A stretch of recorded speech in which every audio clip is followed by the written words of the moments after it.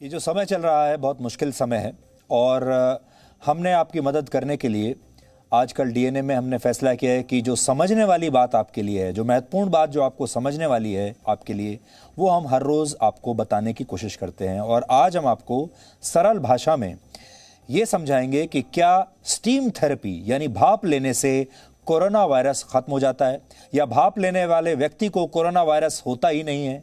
इन दावों में कितनी सच्चाई है, अब हम इसका एक डीएनए टेस्ट कर रहे हैं। आजकल सोशल मीडिया पर कोरोना वायरस से बचने के अलग अलग नुस्खों की बाढ़ आई हुई है। आपके पास भी हर रोज आपके व्हाट्सएप पर या फेसबुक पर कोई ना कोई नया नुस्खा आता होगा कि कैसे आप कोरोना वायरस से बच सकते हैं। और आजकल जो भी सामने से भी जो मिलता है, किसी का फोन भी आता है, तो हर व्यक्ति एक नए नुस्खे के साथ तैयार है। और फिर सोशल मीडिया पर वो सारे वीडियोस भी हैं जो वायरल हो चुके हैं और जो आपको बताते हैं कि कब क्या करना है। आप कह सकते हैं कि हर व्यक्ति आजकल अपनी जेब में एक नया नुस्खा लेकर घूम रहा है और जो लोग खुद को संक्रमण से बचाना चाहते हैं वो इस तरह के दावों पर आसानी से यकीन कर लेते हैं, क्योंकि वो सोचते हैं कि नुस्खा कैसा भी हो, आजमाने में क्या जाता है किसी का, ये भी आजमा लेते हैं। तो इसलिए हर व्यक्ति इस समय न जाने कितने नुस्खे हर रोज़ आजमा रहा है, न जाने कितनी सारी चीज़ें हर रोज़ लोग खा रहे हैं, कितनी सारी नई दवाइयाँ, कितने सारे सप्लीमेंट्स लोग खा रहे हैं। ये सोचकर जिसने जो बता दिया आप खा लेते हैं, क्योंकि आपको किसी ना किसी तरीके से बचना है। इसका नतीजा ये होता है कि बाजार में उसी चीज की मांग बढ़ जाती है और जब किसी चीज की मांग बढ़ती है तो उसकी आपूर्ति और कीमतें दोनों पर असर पड़ता है, यानी वो चीज महंगी होने लगती है और उसका ज्यादा फायदा भी कई बार नहीं होता है।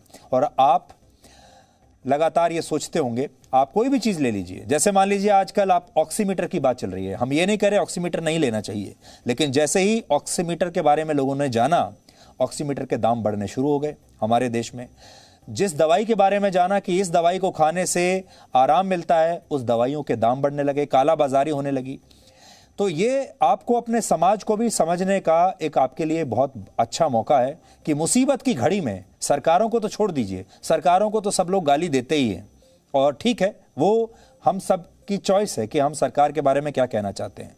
लेकिन हमारा समाज क्या करता है? कुछ लोग अच्छा काम कर रहे हैं, वो लोगों की मदद कर रहे हैं। कुछ लोग महज सोशल मीडिया पर बताना चाहते हैं कि वो कितना बड़ा काम कर रहे हैं, लोगों की मदद कर रहे हैं। कुछ लोग सिर्फ ट्वीट कर देते हैं और कुछ लोग ऐसे हैं जो इस समय पैसा बनाने में लगे हुए हैं।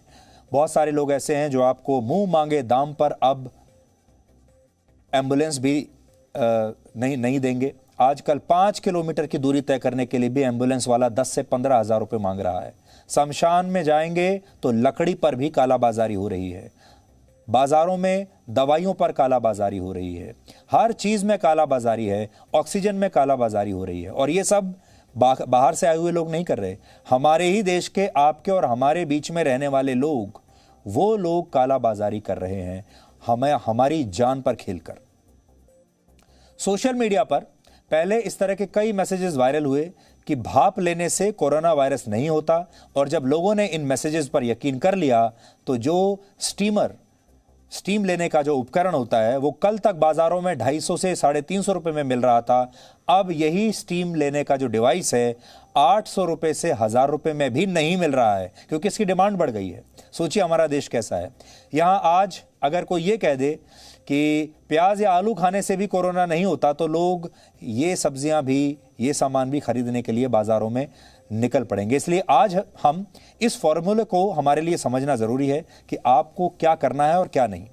सबसे पहले आपको बताते हैं कि संक्रमण से बचने के लिए भाप लेना सही है या ये दावा गलत है। कई शोध ऐसे आए हैं जिनमें भाप लेने के फायदों का जिक्र मिलता है। The journal of the American medical association की एक स्टडी कहती है कि स्टीम थेरेपी यानी भाप लेने से हमारी नाक और गले में जमा म्यूकस पतला हो जाता है। म्यूकस से ही कफ बनता है, बलगम बनता है, इसलिए भाप लेने की सलाह डॉक्टर आपको देते हैं। कई डॉक्टरों का मानना है कि कोरोना वायरस के संक्रमण में भाप लेने से कुछ फायदा हो सकता है, क्योंकि इससे सांस लेने की नली जो आपकी होती है वो खुल जाती है, और जब ऐसा होता है तो हम शायद ज्यादा बेहतर तरीके से सांस ले पाते हैं और हमारे शरीर को पर्याप्त ऑक्सीजन मिलती है। लेकिन इसमें जो समझने वाली बात है वो ये कि भाप लेने से कभी भी कोरोना वायरस खत्म नहीं होता। यानी जो व्यक्ति भाप ले रहा है उसे संक्रमण हो सकता है और जो व्यक्ति संक्रमित है वो भी भाप लेने से ठीक नहीं हो सकता।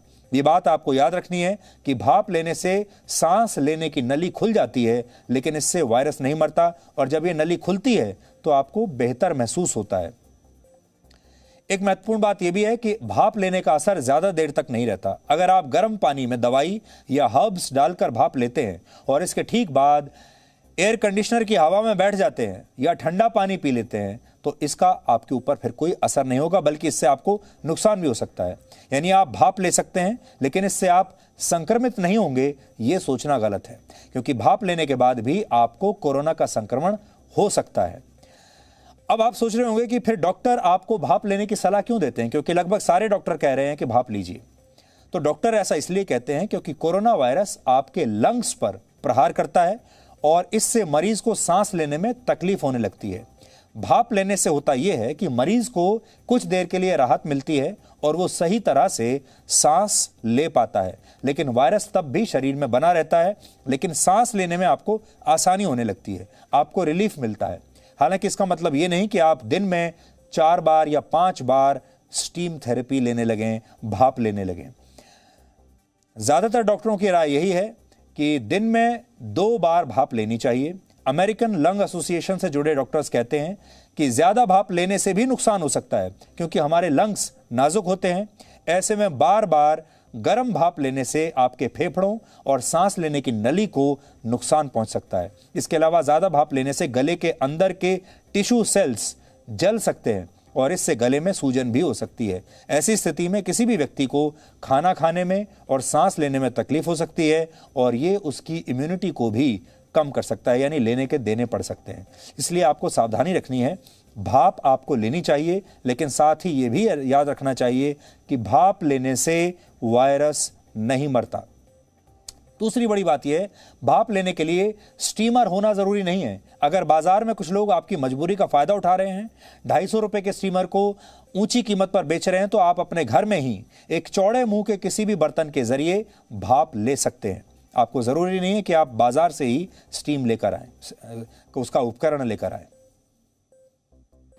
स्टीम को लेकर के हमारे मन में बहुत सारे कंफ्यूजन्स हैं। हमें ये नहीं पता है कि स्टीम सही लेने का तरीका क्या है, इसे क्यों लेना है और इसे कितनी बार लेना है। सबसे पहली बात यह है कि स्टीम हमें क्यों लेनी है। स्टीम हमें इसलिए लेनी है कि स्टीम जो है वो हमारे जो नाक के अंदर म्यूकोसीलियाज होते हैं, जो हमारा नेजल पैसेज होता है और हमारा जो अपर रेस्पिरेटरी ट्रैक होता है, उसके अंदर हमारे म्यूकोसीलिया होते हैं, जो कि बाहर से आने वाले तत्व, चाहे वो पोल्यूशन के हों, चाहे वो बैक्टीरिया हो या वायरस हो, उन सबको बाहर निकालने की कोशिश करता है और ये कोशिश करता है कि वो शरीर के अंदर ना जाए। इसे हम म्यूकोसीलिया बोलते हैं और ये लगातार एक्टिव रहते हैं। लेकिन इनको जब हम ह्यूमिडिफाइड एयर देते हैं तो इनका जो एक्शन होता है वो और बेटर हो जाता है। तो ये मत सोचिए कि हम अगर स्टीम ले रहे हैं तो उससे हम कोरोना को बिल्कुल खत्म कर देंगे या उसे मार देंगे, ऐसा नहीं है। स्टीम जो है हमारा वायरल लोड कम करता है।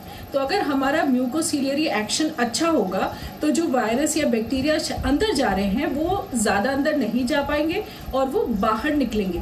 तो अगर आप ये सोच रहे हैं कि हम स्टीम ले लेके जला देंगे कोरोना का, तो ऐसा बिल्कुल नहीं है, लेकिन आप वायरल लोड को जरूर कम कर लेंगे। इसलिए पहली बात तो यह है कि दिन भर स्टीम नहीं लेनी। बहुत सारे लोग 6-6, 7-7 बार स्टीम ले रहे हैं, ऐसा नहीं करना है। आपको केवल 2 बार दिन में स्टीम लेनी है और स्टीम भी केवल 2 या 3 मिनट के लिए लेनी होती है, उससे ज्यादा नहीं। लोग 10-10, 15-15 मिनट के लिए स्टीम ले रहे हैं, ऐसा नहीं करना है। अब जो स्टीमर है इसमें भी अगर आप देखें कि कुछ अटैचमेंट्स आते हैं, एक अटैचमेंट ऐसा है, एक अटैचमेंट ये है और कुछ अटैचमेंट्स ऐसे होते हैं जो स्टीमर में होते हैं।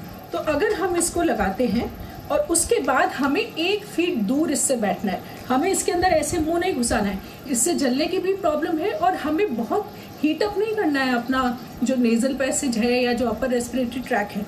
तो हमें इसको 1 फीट दूर रख के और आराम से 2 मिनट के लिए गहरी सांस लेते हुए उस स्टीम को अंदर लेना है और ये हमें 2 से 3 मिनट के लिए करना है। तो ये जो एक्टिविटी है ये हमें कोरोना से बचाने में मदद करती है। लेकिन हमें फिर से यही कहूँगी, ये नहीं सोचना है कि ये कोरोना को बिल्कुल मार देगी, लेकिन जो आपके सिम्टोमेटिक प्रॉब्लम्स हैं उसमें आपको रिलीफ आएगा और जो आपका वायरल लोड है वो भी कम हो जाएगा। Presenting V News app, available on Google Play and App Store. Download it now.